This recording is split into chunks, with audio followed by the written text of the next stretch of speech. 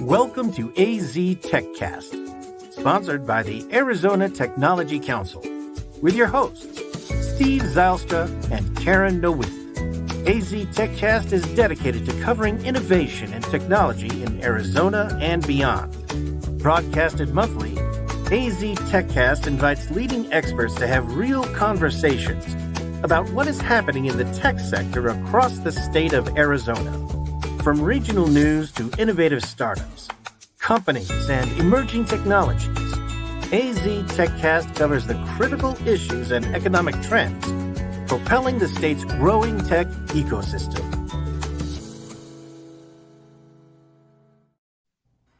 What should executives keep in mind when considering the use of generative AI to ensure their organization's data privacy? Well, we're going to find out in just a few minutes from our panel of expert guest speakers. I'm Karen Nowicki, president and owner of Phoenix Business Radio X, and I'd like to welcome you to this month's AZ TechCast, sponsored by the Arizona Technology Council. Please join me in giving a warm welcome to today's featured guest. We have Rebecca Clyde, co-founder and CEO of Botco. Welcome back to the studio, Rebecca. Thank you, Karen. It's great to be here. Yes, we're so thrilled to have you. And I knew that when I saw the bio and the information about Botco that you had been on with us before, so I went and double checked. It's been since November of 2020 when we did another episode here with Steve and I on tech trends, AI, automation, and analytics. So we're very excited to have you back.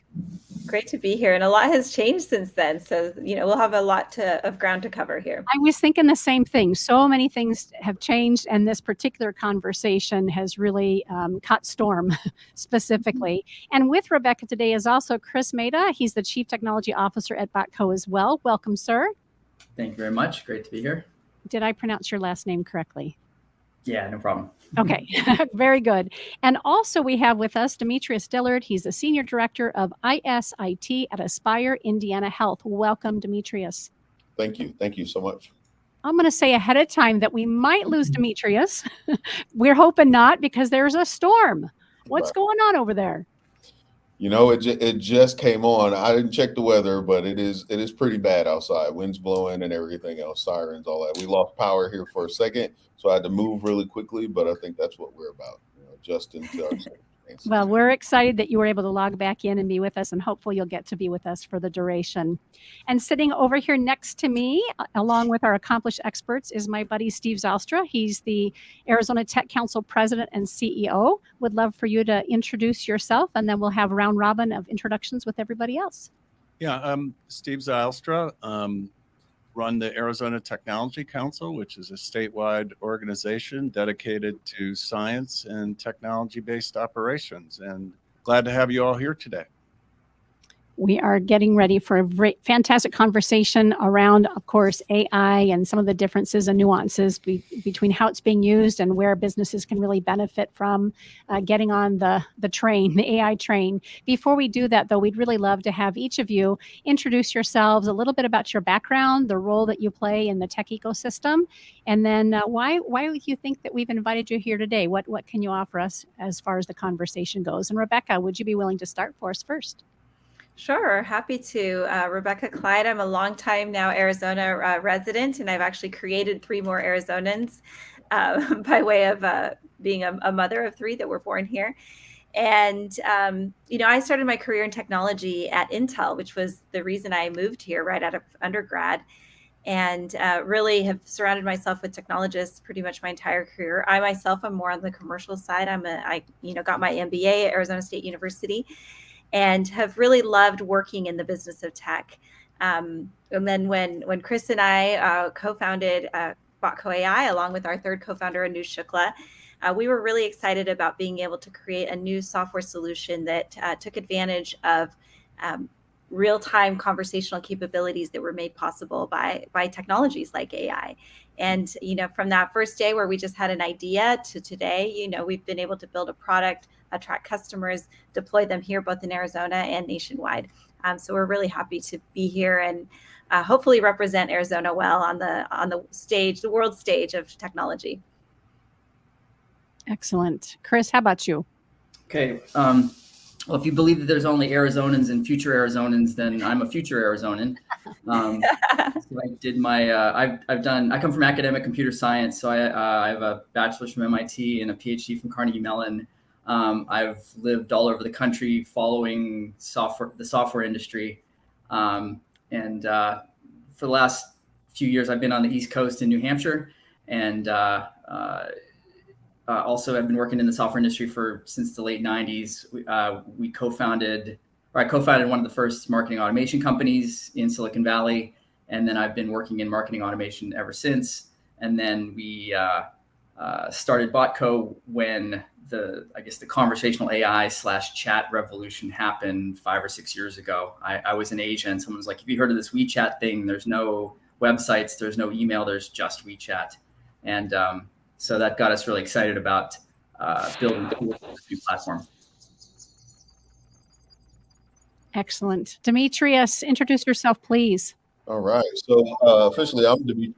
I am the Director of Information Systems and Technology for Aspire Indiana Health. I've been in healthcare technology management, holding roles in clinical engineering, in IT and system administration, all the way up through to being a Chief Information Officer for NFQHC. So really well versed in all things healthcare tech. And if you ask my mom, she'll think it's some stuff outside of healthcare tech as well. So I agree. I mean, if we're talking about future Arizonians, I love Arizona. I used to go there every year to vacation. I have not gone in a while. So got to get back to see you all. I've got actually family and friends that live in Phoenix. So, well, we'd love to have you back. And hopefully this will be an inspiration for you to come and spend some time here in Arizona. Maybe not in the summer months, but right. Yeah. All right. So let's jump into our conversation. Let's start by defining generative AI and how is that different from traditional AI? Do you want to take that one, Chris? Yeah, sure. So generative AI is, I mean, from our standpoint, generative AI is an AI model that can generate text or generate images, and essentially, create things that are novel. So previously, AI tended to do things that were more analytic. So it could look at text and say, this is a positive statement or a negative statement. It could do machine translation from one language to another. But it was, it couldn't do the things that we're seeing with AI today, which is like it can write essays, it can critique text, it can paint, or it can generate images. So I think it's the fact that the AIs can now do things that appear creative to us is kind of the main difference between generative AI and the stuff that's come previously. Anyone want to add anything to that? Yeah. I would say probably one of the exciting things and why it's captured the world's imagination is because, people can use it in so many different ways. And it has finally become accessible to regular folks. I think people like Chris have been working in AI since, I don't know, 20 something years. I don't want to date you, but but typically it was something that was set aside for the computer scientists, for the machine learning community, for really folks that had, lots of letters after their name. And now for the first time, it's really something that everybody has access to. And so I think the consciousness about what's possible and how it can be used, and the expectation now that businesses have that they're using that capability has all of a sudden increased, right? Because people know that it's there. They're like, hey, I can use it. So why aren't you using it as a business to make my life easier? And I think that's the shift that is happening right now that we're all experiencing, and why, there's now pressure in every single organization, every single boardroom to figure out how to utilize this capability to the best use possible, to make services better, to make customer experiences better, to create more efficiency within organizations, and to reduce costs. So I can't go to an event or have a conversation anymore without AI coming up. It's just everywhere. And why is that? Why is all of the sudden AI being discussed by just about everyone? Well, I think from my perspective, it's I'll categorize it as a healthy fear, but also just a healthy sense of curiosity. How far can AI take us? How far should AI take us? Which are very good questions, and questions that if you've not thought about them, you will soon, because a lot of the things that we do, whether it's dealing with Siri, whether it's dealing with Google, there's some other ones out there, Alexa. There's a lot of different things that we can benefit from or add value when it comes to AI. So I think it's a healthy fear and curiosity at the same time. So Rebecca alluded to this. How can organizations take advantage of generative AI? And what do you think is the skepticism that companies have about utilizing generative AI?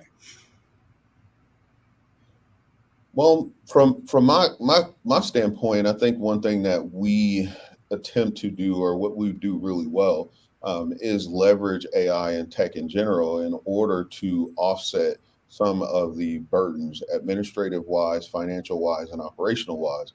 So that puts us in a unique position where we can look at the AI and say, for one, how many calls can we avoid coming into our contact center? In most cases, healthcare companies are struggling when it comes to contact center staffing. So if we can leverage a large part of, what people are calling for customer service requests, quick questions, if we can allow the AI to do that, that adds value all across the board. One of the challenges with that, though, is that when we talk about the QA, how do we judge or determine how accurate that data is? Do we, manage and take care of that on a as frequent basis if we had people doing that? Or are we able to allow the generative AI to be able to ingest, FAQs and other data sets in order to keep that information updated? So that is one of those fear points. But again, the point about the curiosity is how can we quantify or get the ROI from that? And when we are able to do that, it speaks volumes for itself. Rebecca or Chris, anything from the Baco AI perspective regarding that question? Yeah, just to build on what Demetrius said, I think the AIs are really good at doing automating routine tasks. They're tireless analysts. So I think, businesses are very excited because the AIs can do, they can automate a lot of rote tasks that humans find tedious. And because they're tedious, they don't pay full attention to it all the time. Whereas the AI doesn't care. It just keeps working, and it just keeps working tirelessly, no matter how tedious it is. So I think, for businesses, it's like, well, where do we have people performing repetitive routine tasks? And that's a good place where AIs can, be assistants or supplements. And in some cases, even just take those tasks off their plate so that they can focus on more interesting and more complicated tasks. But then there's this risk of, the AIs are, the AIs talk a good game, right? So it's like they'll generate text that sounds great. They'll generate images that look really interesting. But if you look at them carefully, they're wrong. There are stories about how the, ChatGPT would generate a legal opinion with citations, and it turns out that all the citations were made up. And so if you're not careful to check the work, you're just, the AIs will just completely do something crazy that makes no sense. So I think that's so I think businesses are excited by the possibility of this, but then there's all this, all these horror stories and pitfalls about people that just sort of let the AIs operate autonomously without enough supervision. Right. And that's why it's so important. The way we think about it is, what is the data you're using to train those models, right? Are we providing some guardrails around how the AI is accessing that information in a way that's safe and secure? and preserves privacy, doesn't leak information inadvertently. So it's almost like it's here, but you have to learn how to use it safely with the right guardrails and the right parameters in place, so that we don't run into an issue where somebody's given misinformation. Because like in the case of, Aspire Indiana or a healthcare provider, you can't give them made up information. You can't make up the hours of operation or tell them something that's not true. Oh yeah, we'll take your insurance when really we don't, right? That stuff has to be accurate. And so the threshold or the bar is really high in terms of making sure it's correct. And I think, interestingly, we can use AI to build those capabilities that then, provide those guardrails. And so, that's one of the ways that we think about it within our platform. Karen, I don't want to dominate the No, you're question. doing great. As we're chatting, I'm thinking about even being on LinkedIn and reading articles and even sometimes posts now, and the narrative for some of the people that I've been following for a long time. I can tell that it's kind of changed, and I've been left wondering a few times, did they really write this, or are they using ChatGPT or something else to do it? Because it's changed just enough that the nuances, I'm like, I don't think this is really you. So. To accentuate your point, we can't lose ourselves in this, even though there's a great opportunity here for us to do things quicker, better, more articulate, and then really critical to have the opportunity to have the data, feeding the right data in so we get the right put out, right? I don't think it's any different than that. Let's talk a little bit about some more examples on how organizations are using generative AI to make their business processes more successful and more efficient. And then I'd also like to know, are there certain industries that are really escalating its usage? What industries are you seeing that they're really just leading the pack? Ooh, so the first part of that, I'll jump in on that one. So as far as how organizations are using AI, I'll allude back to what Chris pointed out. Some of those administrative burdens, where we always want to operate at the top of our licensure. That's like one of the big things within. I know within healthcare it is huge. You want your high dollar people to be doing some of those those more intensive tasks, when it comes to mental capacity and that skill set.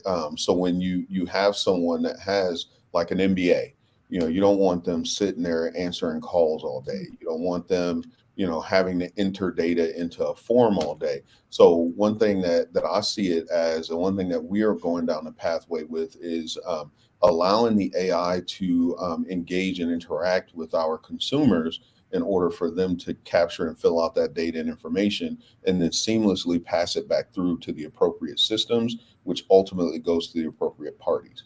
So parsing that information, that's something that's huge. Within the healthcare landscape, pre-registration, pre-screening, overall, if there's FAQs, you want to try and allow the AI to interact with the consumers first. And if the AI gets caught up, that's where that skepticism comes in, and you want to make sure you have a fallback plan. Your fallback plan should then be your employees or your staff. That's where we kind of are leveraging the AI within our world here at Aspire. Yeah, and I love that. I love that healthcare is really thinking about this widely. I have 3 kids, and I get the fun job of often having to schedule their appointments. And true story. I mean, there's been times where I've been on hold 40 minutes or longer, and then I get hung up on because their switchboard shuts off, and now I have to do this all over again tomorrow, and I've accomplished nothing. So in a lot of ways, this whole product is just self-serving, right? Because I don't like to wait on hold.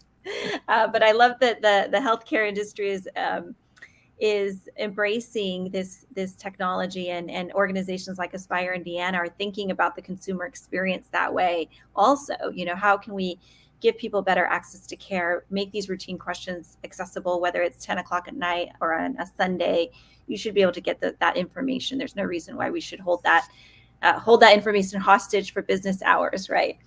And so I love that. And then we're seeing, I tend to see this adoption and interest in this in any kind of industry that serves large volumes of people. That's where I'm seeing a lot of, so even contact centers are thinking about it for the same reasons that Demetrius had mentioned. a lot of consumer-facing products, large brands like appliance brands that get a lot of phone calls about, troubleshooting your dishwasher, right, for example, or refrigerator, things that you really need working in your house. These kinds of products could be very supportive. AI could be very helpful in those situations as well.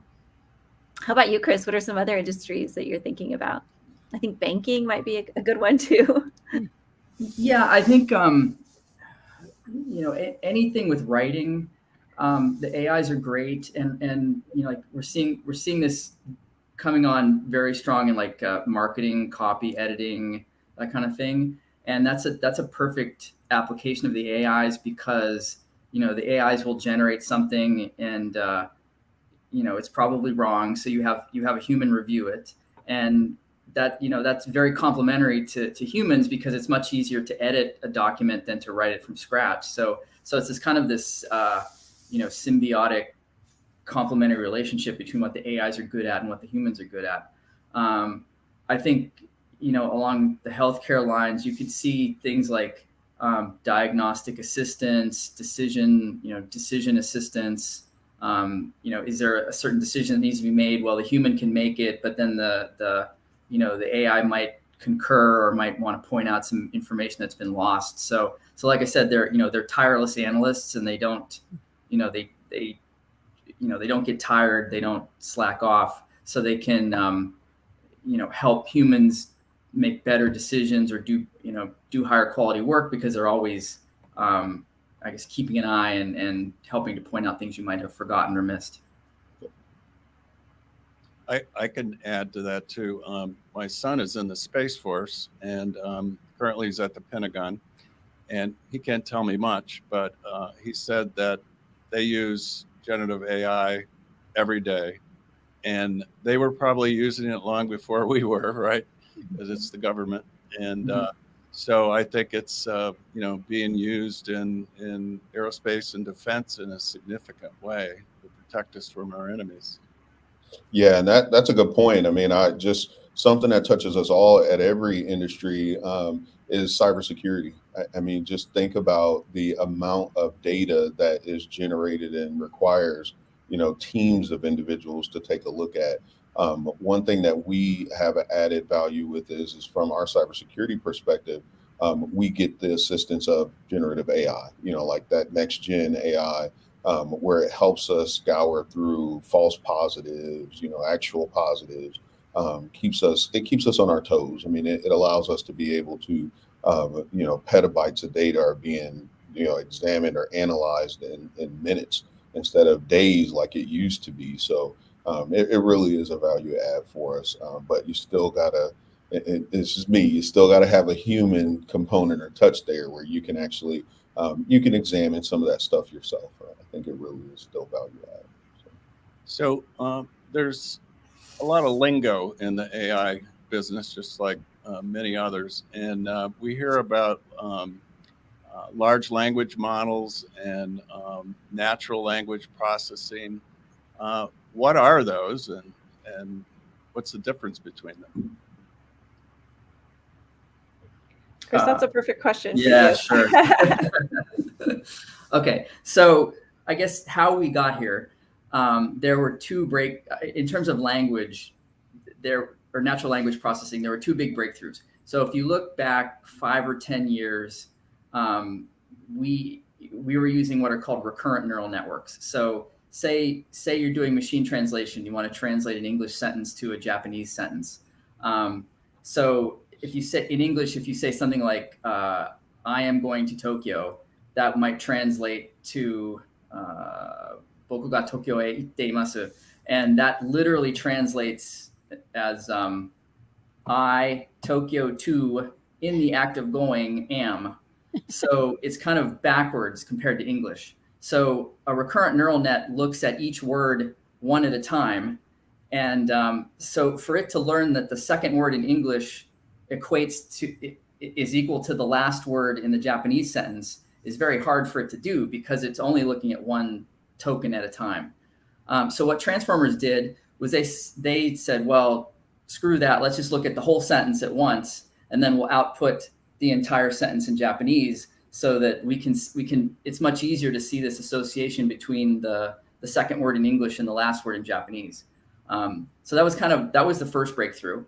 And then the second breakthrough was the researchers started building larger and larger models, which is how we get large language models. So when you build a model that has billions of parameters and you train it in a bunch of different tasks, like 1,000 or 2,000 different kinds of tasks, it turns out that the models start to be able to generalize and perform tasks that they've never seen before.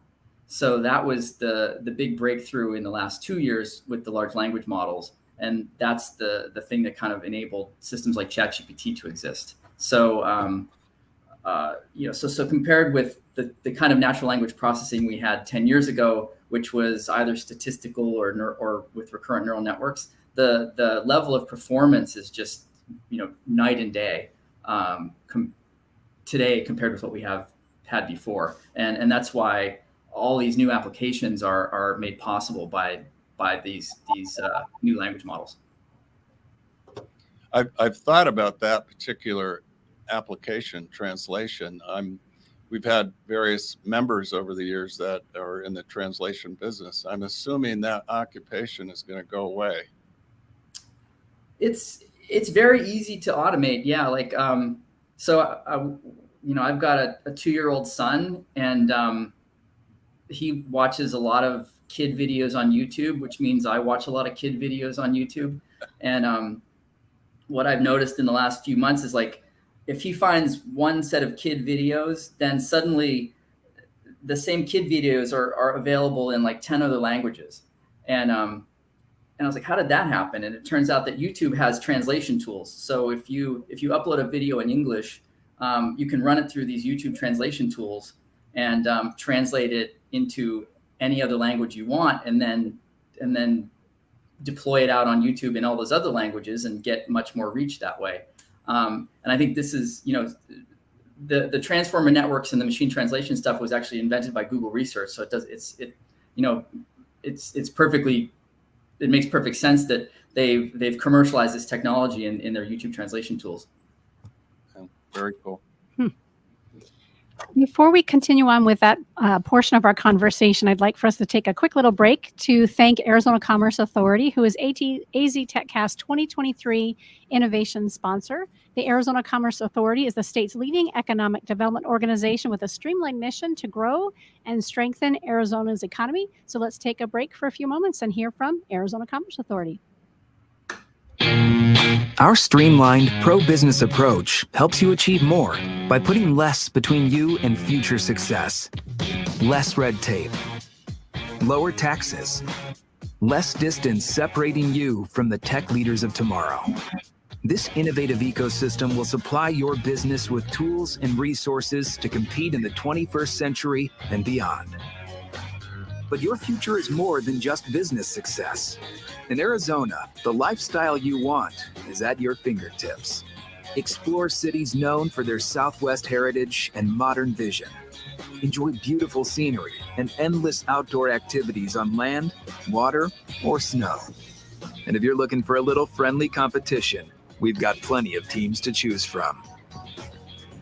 With constant sunshine, vibrant culture, and natural wonder, Arizona provides a style of living that's entirely unique. People from all over the world call our state home. From student leaders who fill the classrooms of our top-ranked universities, to a skilled and abundant workforce that's ready for what's next. To the neighbors, friends, and peers we interact with daily, Arizonans are united by a pioneering spirit that moves us forward. So as you look to the future, know that it's filled with the perfect balance of innovation and high-quality living that makes life better here.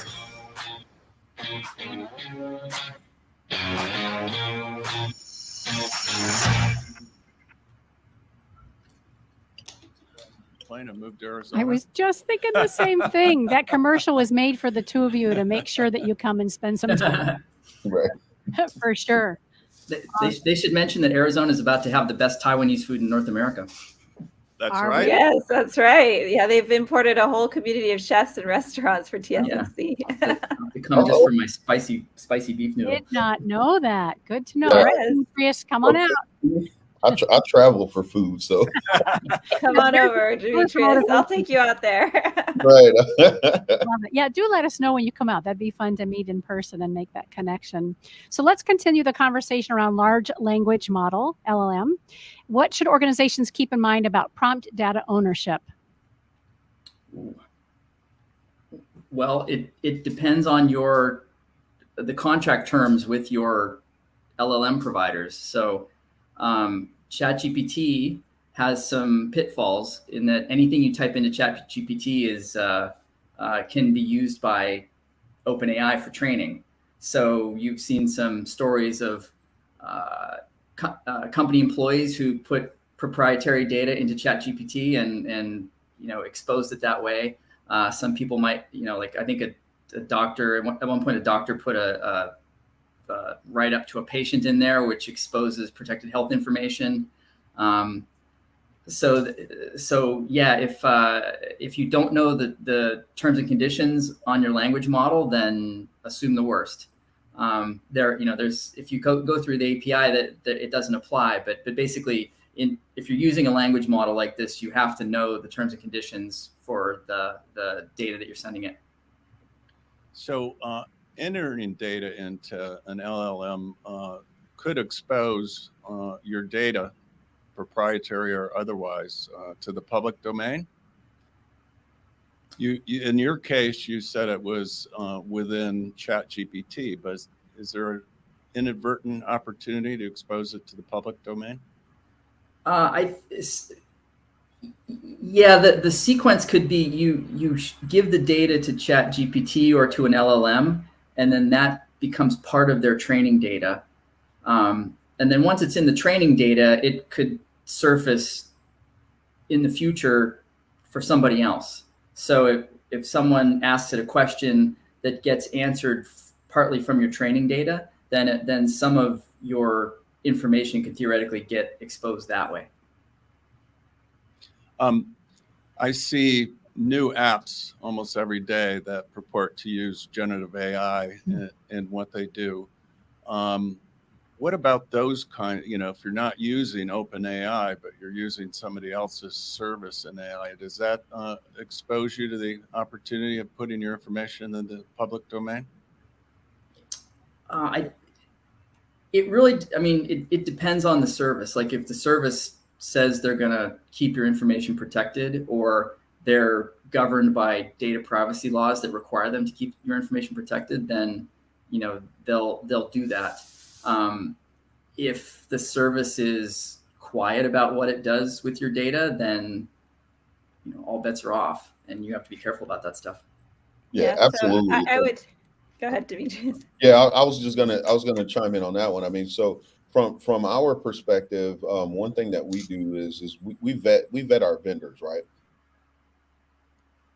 Perspective, as you're vetting your vendor, you should have controls in place to make sure what's going to happen with that data. What's it look like at rest? Does anybody else have access to it? If so, who are those parties and what are they using it for? So then as you're doing that, you also put legal, guards in place, BAAs or, business associate agreements, you put those in place. You have to make sure that you know what your state and federal rules or guidelines are as well. So a lot of times what we do, and some folks tend to say, oh, well, this was something I use in my personal life, right? And just because you use it in your personal life doesn't make it appropriate to use in your professional life. So when we talk about, the AI tools that some companies are putting out there, it is a good idea to vet your existing companies as well to make sure that the legal paperwork matches with this explosion of AI adoption. So that's one thing that we tend to do in order to make sure that, and as of right now, it's actually on our operations committee agenda for me to talk to it about with staff, because I do hear a lot more where folks are saying, I asked this question of ChatGPT. I hear you guys are deploying and expanding Botco even more. What does this mean? What does this look like? So just knowing that people are talking about it, one, is a good thing for me. But two, you still have to be vigilant. You still have to make sure you're being protective of your personal, identifying information or personal health information, or IP, your intellectual property. You need to make sure you take care of that as well, because it's just like the conversation with when you put something on the internet. No matter how much you try and take it down, there is a copy of it somewhere. So you've got to be mindful of that. So if you've got some private information that you don't want to get out there, you've got to be really mindful about the AI or the systems that you're entering it into, because it could be a part of a public training database. Well, maybe at some point we'll have some national data privacy rules so that this is less of an issue, as every state has its own now, and it makes it very difficult to know what being protected and what's not. Rebecca, I think you were going to add something. Yeah, I was just going to say, one of the things that we provide, and we also ask of our vendors, is that we look at their compliance, audit trails, things like that. So we'll say, hey, if you say you're HIPAA compliant, do you have audit results from an independent third-party auditor that back up what you're saying? And we also provide those to our customers too. So just making sure that entire chain of privacy is protected within the various software applications that are being used and the different vendors that are part of a solution or a tech stack is really important. So I would even ask, I ask about all of our vendors the same thing, like, can I see your audit results? Can we see your paperwork? We might even do some of our own kind of spot checking as well, just to make sure that everything is as it is said, right, in those systems of record. So without an existing kind of national privacy rule, we have to rely on these kind of industry consortiums that are setting these standards, and that's kind of the practice right now within the industry. Well, we've talked about vetting vendors and how important that is. Are there opportunities? I'm sure there are, for our employees to misuse generative AI, and are companies beginning to set up sort of rules around the use of these systems in the businesses?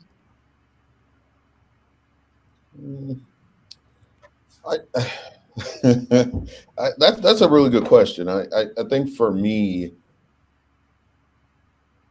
I'm less concerned about the misuse of the AI from our lens, just because a lot of the things that we do is industry shared. It is driven from a place of collaboration. So, when you get information and someone does something, that really stands out, and you start to think about how did they get that info? You don't want to put too many hurdles in place to deter folks from engaging with the solution or tool that allows them to increase their level of knowledge as well as their teams or their company. Because ultimately, the benefit from that is your consumers.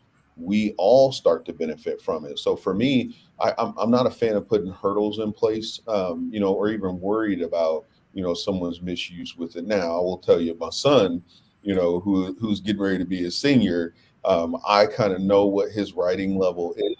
I do know that from an education industry perspective, they're putting in some guardrails that'll actually help protect.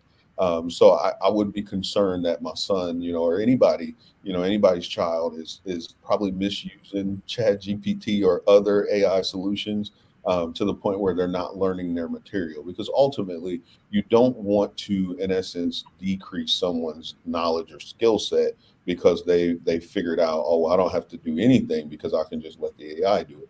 Well, you've got to still be able to engage. You still have to, have the ability to explain and do what you need to do. So for me, hurdles aside, I see it in the professional world as a way for us to bridge some gaps that otherwise we would either need to add more resources, meaning manpower or woman power. I don't want to put any gender on that, but you really do see a benefit from it. So I don't really see it as a bad thing or anybody being able to overly misuse it, at least not right now.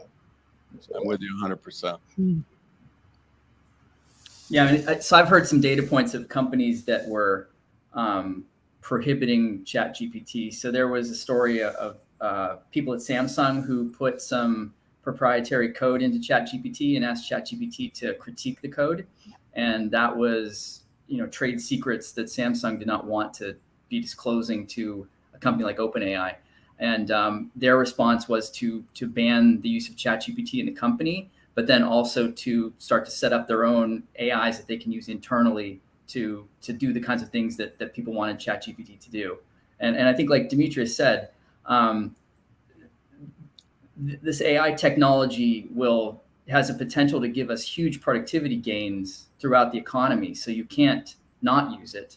But so the challenge is really, how do you use it safely in a way that protects privacy, keeps your confidential information safe, et cetera, et cetera. Well, and because it's learning, if you will, we all want to be contributing to ChatGPT so that it continues to get better and better and more accurate as time goes on. And with that, though, there are some ramifications, right, around privacy, specifically HIPAA and GDPR, CCPA. Let's talk a little bit about that. What are some of the concerns when it comes to AI or LLM, when it comes to compliance? So from my angle, the concern really is we are a behavioral health care company at heart. We do integrated, care. So we have an integrated system of care approach to healthcare here at Aspire. So with that being said, we've got 42 CFR Part 2 requirements that we have to have in place, which is the substance abuse and behavioral health, psychotherapy specific protections for patients and clients. So we do have that concern. However, we already have policies and guardrails in place that states that you can't put patients' PHI, their psychotherapy notes out in the public. So it's just a matter of education. I think as long as we continue to have the conversations out loud and not in private, not in like some super secret high level meeting, you make sure you open up forums that are for your frontline staff, as well as include your consumers. That helps you kind of stay in front of any of those issues when it comes to the Privacy and the Protection Act, because again, we don't have a national standard. States have their own interpretation of some things. We do have the HIPAA privacy and security that everybody adheres to, but some states have even more tighter constraints. The SOC 2 compliance type 2 stuff like that is really what we try and keep at the forefront of what we do. Ultimately, it is education and communication around what's the good thing to do and what's not the good thing to do. So for Rebecca and Chris, you have Gen AI Chat Cloud.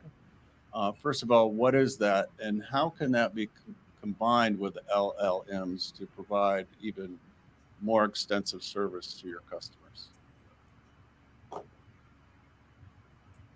And this one, we actually have a good slide for this. We came prepared. All right. Love that. I think it's our first slide in I don't know how many years. Thank you, Rebecca. We're just trying to show a couple of visual aids here to tell the story. And Chris, you'll have to kind of describe it out loud for the folks that maybe are just listening. Oh, I thought you were going to talk. Okay. So the Gen AI Chat Cloud, and I'm not used to answering this question. It's basically the thing that BotCode does is our goal is to give you state-of-the-art natural language and AI in a very low code, no code type of environment, so you don't have to see all the details behind the scenes.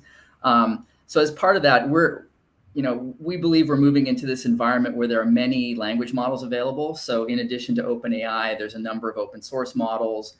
Google is about to roll out their model, and we expect some other models as well that in addition to the general purpose models that say OpenAI and Google might have, there will be some very specialized models that know things like drug interaction, clinical diagnoses, et cetera. So we designed our architecture to be plug and play for these models. So we have our internally trained models, we have OpenAI, we have other third-party models, and we can basically go to the right model for any specific for any specific task. As part of that, you have to be careful, as we've been talking about this in this session, you have to be careful about what you send to these models, because if it's a third-party model and you don't have the right contract terms in place, you have to be careful about the kind of information you disclose. For example, protected in health information under HIPAA. So what we have to do is scan the prompts that we're sending and make sure that nothing sensitive gets sent over, or if there's a BAA, then we're okay. If there's not a BAA, then we have to scrub out or anonymize any data we send over to avoid disclosing PHI. So I used to work in aerospace and defense, and a BAA was a broad agency announcement. What is Yeah. What is BAA? It stands for Business Associate Agreement. So it's an agreement between, so in this case, say the healthcare provider and the technology provider, that the technology provider would adhere to the certain standards of security and privacy and protecting that information, and making sure that there's also adequate reporting in place should there be a leakage or breach that takes place. So it just outlines the specificity of how the data has to be protected, what is considered protected information, what needs to be encrypted, and then what are the ramifications if something goes wrong. Yeah. That's kind of in a nutshell. Yeah, and HIPAA is a national level data privacy law. Right. And so it governs like organizations that have data, and then their vendors or associates that will do things with that data on their behalf. So the BA is the agreement between the data owners and the vendors. Got it. Yeah, and from my lens, it makes me feel better, because at that point, it's a check to say, I'm going to treat your data as if you would treat your data. That's the good thing. Mm-hmm. Right. So what about success stories, implementation of generative AI or integration with generative AI? Can all of you speak to some real world examples? Sure. I mean, from my lens, and I'll throw a shout out here to Botco. One of the ways that we've saw success with them is we struggle. We struggle with staffing with our contact center. We struggle with the vast complexity of our organization. We have many different service lines where some of the service lines may overlap. Some of them may not, but when we ask for something as simple as financial assistance, when a client or person interested in services with us is curious about how we support from a financial perspective, and someone is trying to call, and our contact center may not have the answer. We have to connect them with another department. The other department is busy doing face-to-face interactions. We now have the ability where Botco, when someone goes to our website, we have named our Botco through an agency-wide contest. AVA, it stands for Aspire Virtual Assistant. So we rebranded Botco as AVA, so it makes it a little bit more user-friendly. So as people are asking AVA for financial assistance questions, they now are presented or will be presented with a form that would normally be filled out during registration. So it cuts down on that time. So it makes it where our staff and operations and practice management are a little bit more efficient, because they now have that data ahead of time, so they don't have to do it while the person's there, which means that time is now allotted back to the clinical team so they can actually spend more time with their patient. So really has been a success story for us.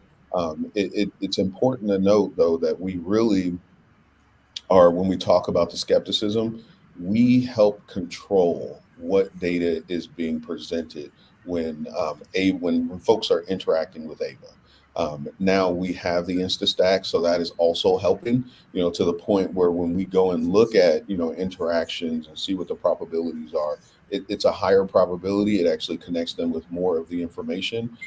We can keep our data updated. So it really helps, not just from the consumer perspective, not just from our operations perspective, but me personally, I'm be selfish here, it also helps us from a technology support perspective. So it is all the way around successful for us at this point. So. Beautiful example. Thank you, Demetrius, for that. It's always great to hear it's working. And Demetrius is not alone in talking about this. You know, we typically hear that kind of story from our customers where they're saying, "Hey, I can support more customers with fewer resources. This gives us better access to let our clinicians, like you said, operate at the top of their licensure, not managing forms, right, which nobody wants to do."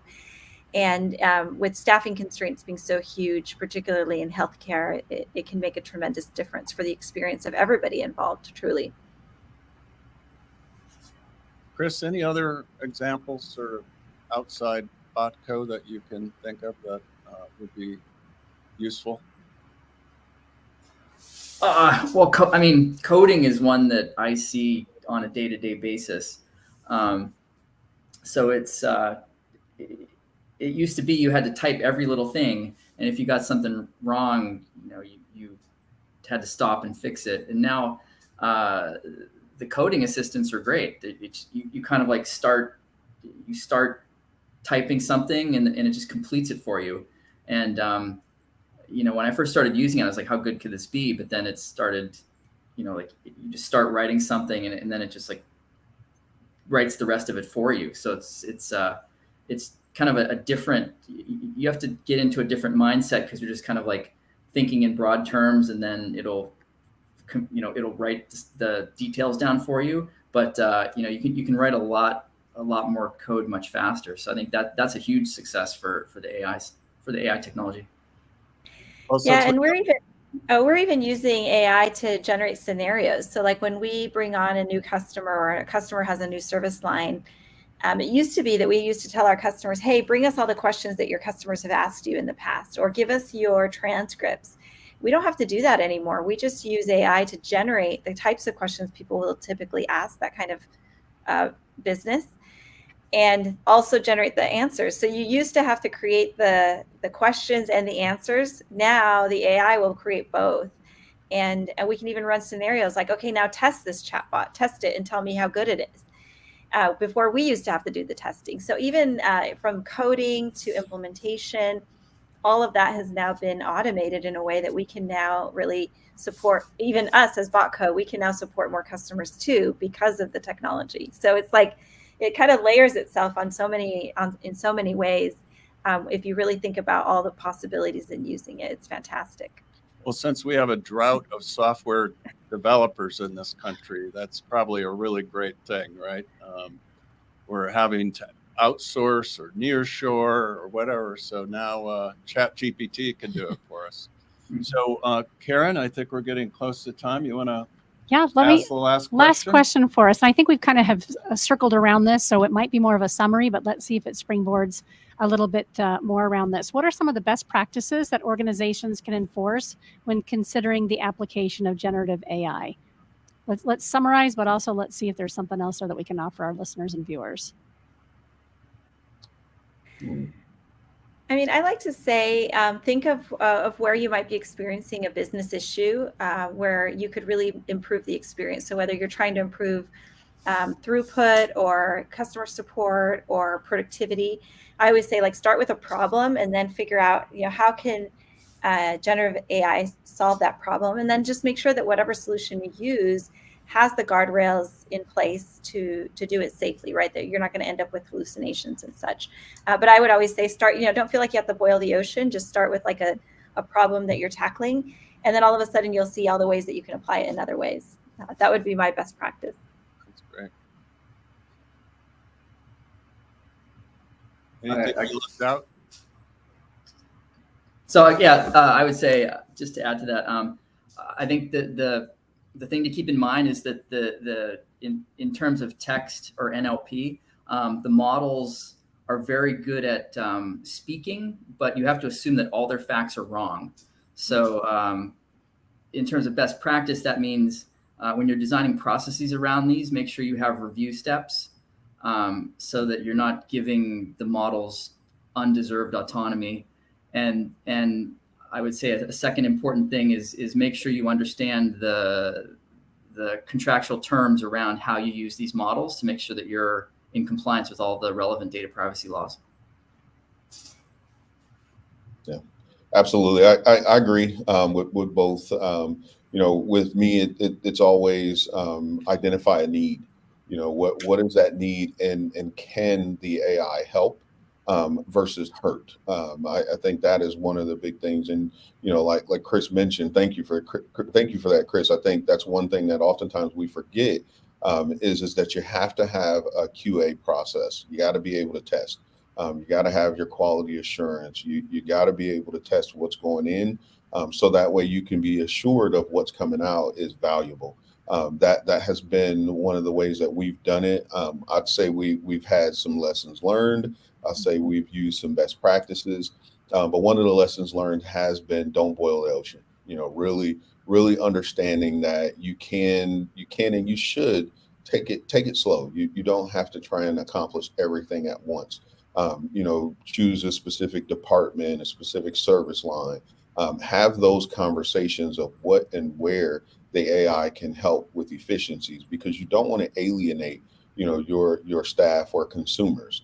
So you don't want to shock the system too much, but you do want to have the system feel comfortable, create some small ripples so people feel comfortable in the wading pool. And then when they're comfortable, put some floaties on them. That helps you be able to kind of address any concerns or issues moving forward, to the point where you can say, all right, now we've got this problem. Here's some potential recommendation solutions. Now here we are where we can bring the tech in to offset, some of the concerns that we have, and pilot it, test it. There is nothing wrong with testing it. You can deploy it today, and then on Monday, turn around, test it again. It really is a good thing when you test, because you may see something that you or the team didn't see during the initial implementation. So, just test it. Well, I could see an entire league of consultants growing around helping companies employ or deploy OpenAI. So. Absolutely. And how soon can we anticipate that there will be some national, standards or regulations around this? You kind of hinted around that a couple of times, but is that in the works? Does anybody know? Or is that a far-fetched dream? I feel like the Tech Council is probably more involved in legislature and legislative activity than we are. Yeah, well, that's why we belong to the council, so they can help us with that. Good plug for AZ Tech Council. So we have an AI committee. It's very robust. In fact, the person that created the AI program for Intel is one of the co-chairs. The head of AI for ASU is on the committee. And I've recently asked them to take a look. The president has proposed some rules and regulations around AI, and they have an RFI out right now, request for information. So anyone who has ideas on how the government should regulate AI, there's an opportunity for them to weigh in right now. Yeah, good. Fantastic conversation. We sure appreciate your expertise and your willingness to share some examples and stories, and even some of maybe the pitfalls or the things to be mindful of. And we want to thank Bianca, who is not with us today, typically is. She's always responsible for bringing such great panelists together. So thank you all for your time. We greatly appreciate it. You've been listening to AZ TechCast, brought to you by the Arizona Commerce Authority and Arizona Technology Council. Arizona Commerce Authority is the state's leading economic development organization with a streamlined mission to grow and strengthen Arizona's economy. Thank you again to Arizona Commerce Authority. If you're interested in being a podcast participant or sponsor for the Council's AZ TechCast, please contact marketing at aztechcouncil.org to learn more about opportunities to further position you as a tech expert, influencer, or innovator. Until next time, I'm Karen Nowicki. Thanks again for joining us for AZ TechCast. Thank you for joining us for this episode of AZ TechCast with Arizona Technology Council, featuring leading tech and business experts that help influence and shape our great state and the industries they serve.